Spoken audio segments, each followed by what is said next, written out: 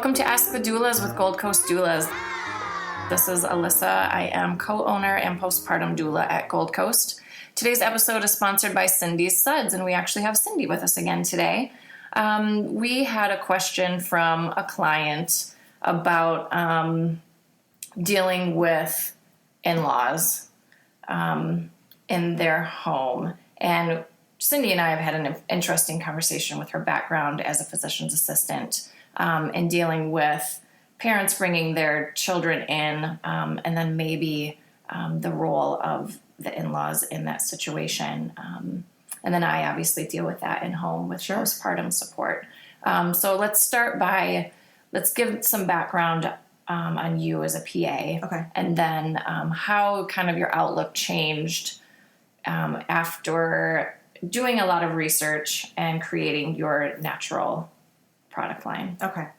Well, I worked in family practice, and so that means that I saw everything from birth, pregnancy, all the way to obviously the elderly. So I kind of saw the whole gamut, which I loved because I loved that I could see somebody starting out in their 20s, then getting married, and then getting pregnant, and then, starting a family. I absolutely loved that because I could grow with them and be like kind of get a window into their world and see how they're transitioning from being a single person to married to being a mom. So super fun. I completely loved it. So I worked in family practice for about 14 years. In that time period when I started, I was a single person. I hadn't been married yet. And so it was interesting even for me professionally to grow from this is what you do to all of a sudden being married and being like, wow, there's a whole dynamic here being married. Yeah. And then, wow, wait a minute. Now as a mom, my whole this is what you do completely changed because no longer is it what the books say that you should advise a patient on. Now it's like, well, right. Let me give you some background. I have experience in this now. So it's really great. And I think that that was just a really neat part of being a PA is being able to bring in my own experiences. So, and that's part of, I think, life anyway. We're all given so many different experiences. We can come along each other and say, hey, this is what I've learned. And if I can help you, then, we can kind of help each other in a grow. supportive way. Because I think it can end up being judgmental as well. Here's my experience. Right. And you do it my way or the highway. Right. And I actually saw that sometimes because sometimes a patient would come in with her brand new baby and in tow would be either mom or mother-in-law, kind of this hovering presence. And instantly, as a provider, I would walk in and go, ooh, I'm feeling the dynamic in the room. I'm feeling the tension in the room because you have mom with her new baby who is navigating the waters of what does it look like to be a new mom? What do I make of this? How do I do the best thing for my child? And grandma, who I know is well-intentioned, and grandma has, the biggest love and heart for baby too, but the way that it was done 40 years ago is not the way, even scientifically speaking, that we've learned maybe the best way nowadays.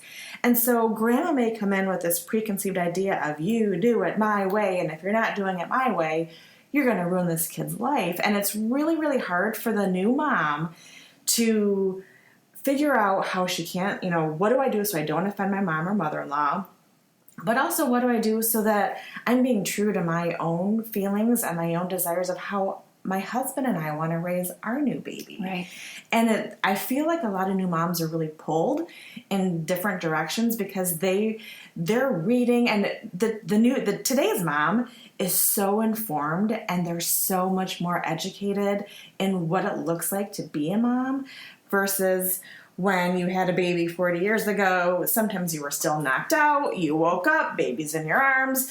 This is what you do because this is what was always done. It's a very new world nowadays in parenting. And you have perhaps maybe a mother-in-law or mother that is coming into the situation with very different preconceived ideas than where you want to go parenting-wise.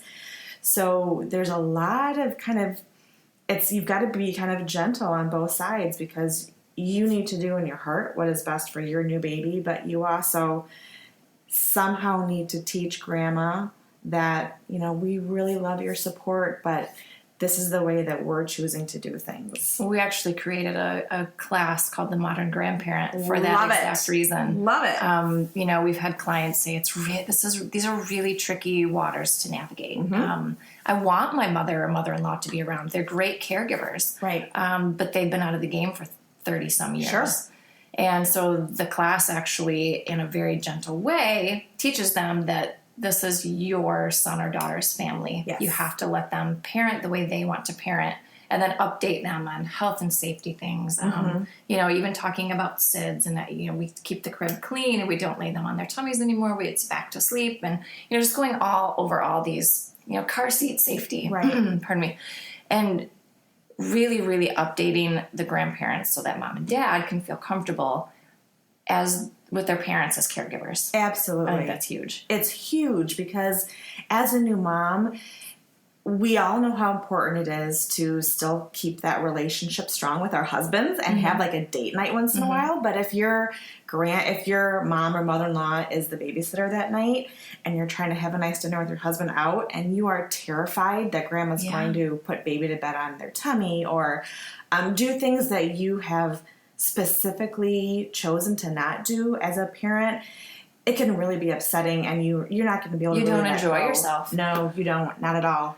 So I think it's great that you guys are offering this class because there's a lot of education I think that needs to happen to grandmas, whether it's your own mom or your mother-in-law, so that a grandma can now be a supportive person to you instead of more of like a hovering. You do it my way kind of a personality, and that can just be so hard. How would you deal with that in the medical world? Like, so this family comes in and you have the hovering grandmother, and is she sometimes trying to tell you how to do things or what's best for baby? A lot of times they could be fairly vocal and say, well, when my daughter was a baby. And then I kind of would gently say, well, gosh, and you're absolutely right. When you were parenting your daughter 35 years ago, that is exactly the standard that they said was the best.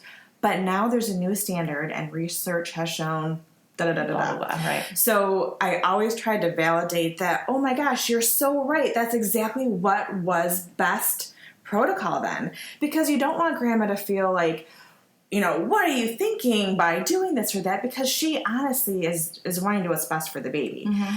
So if you validate, you're right. That's exactly what was the right way to do things back then. But nowadays, they've really made some new headway in research, and they've discovered this and they've discovered that. So kind of validating and then redirecting to the newer research and the updated research so that grandma doesn't feel like an idiot, number one, because she's there to help and she loves the baby and she loves her own child. And, so you really want to validate grandma, but then steer them into the latest facts so that they know that there has been a change because they've been out of parenting little babies for that long. So you really want to gently kind of segue into the latest research shows, the latest studies show, so they don't feel bad. And also, so then, so that was my role as a provider.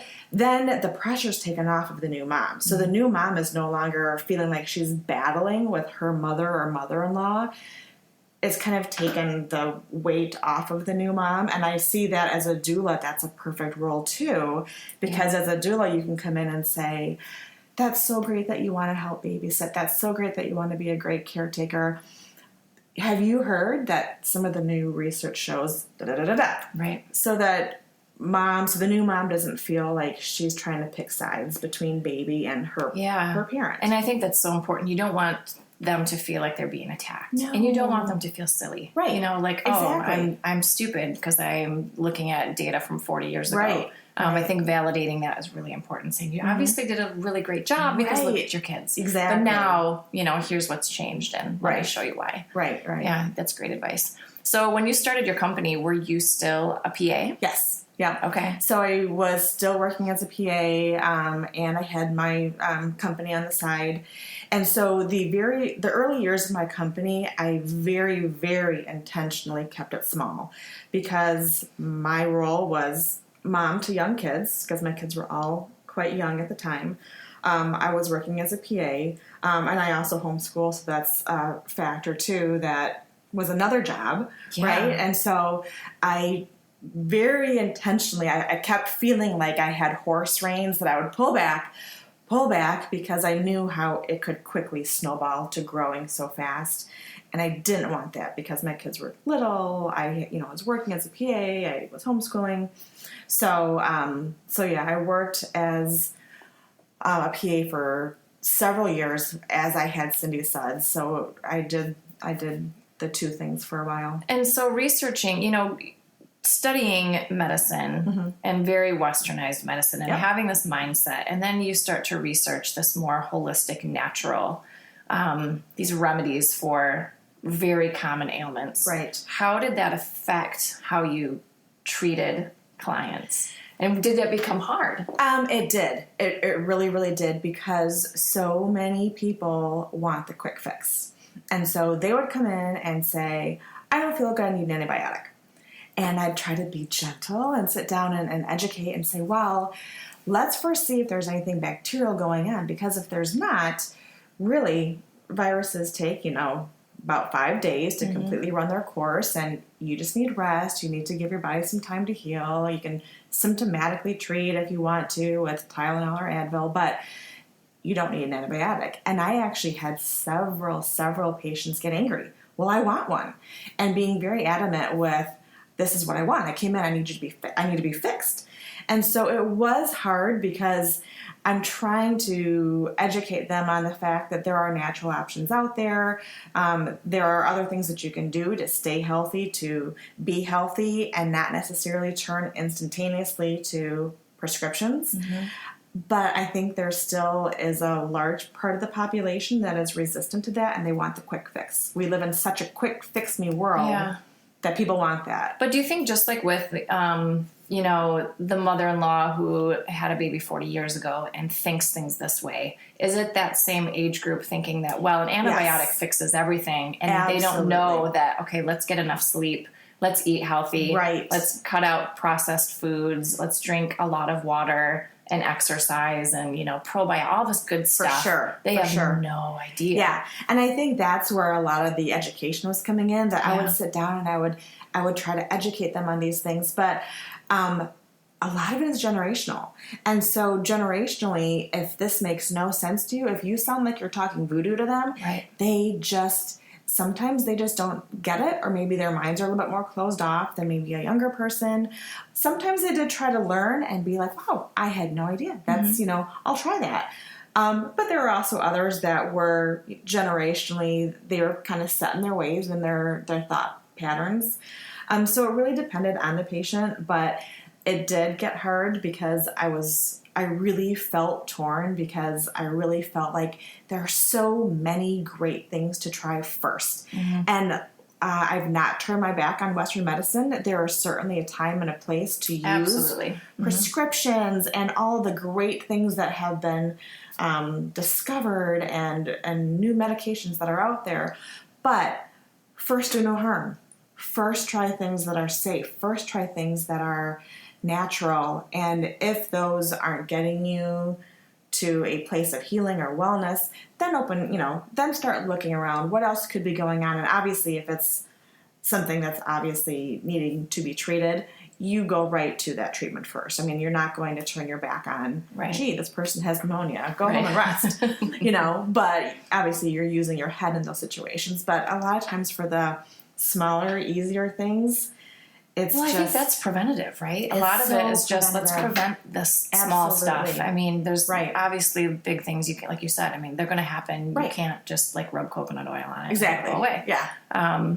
So then your transition from the medical world to just doing your business, and you had said in our last episode that a lot of it was friends. You had this overabundance of supply. Your friends were like, you should just sell this. You got into craft shows. Right. How much of that, leaving the medical world to do this, had to do with this pull from, I can't really do this Western medicine anymore? Or was it just more purely business? It was actually several factors. So I wouldn't say that, I left being a PA to exclusively focus on Cindy Suds, because that's not entirely accurate.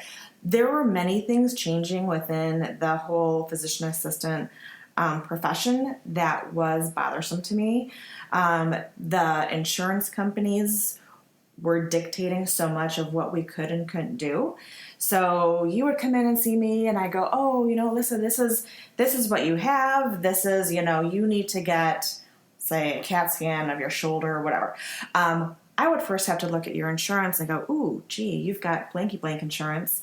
I can't do that yet. I have to go to step 1 first, and then if step 1 fails, then I have to go to step 2. So there were so many legalities that had changed from when even though you knew what I needed to do. Oh my word! And you felt like your hands were tied. Okay. So even though so when I started practicing in 1996, it was a very, very different world than when I left in the late 2000s, because you had to really check into what the insurance company wants me to do first. And I really felt that I could not practice with my head and my heart knowledge anymore. I had to go see what this third party said that I could do to you and for you. Mm-hmm. That was very frustrating.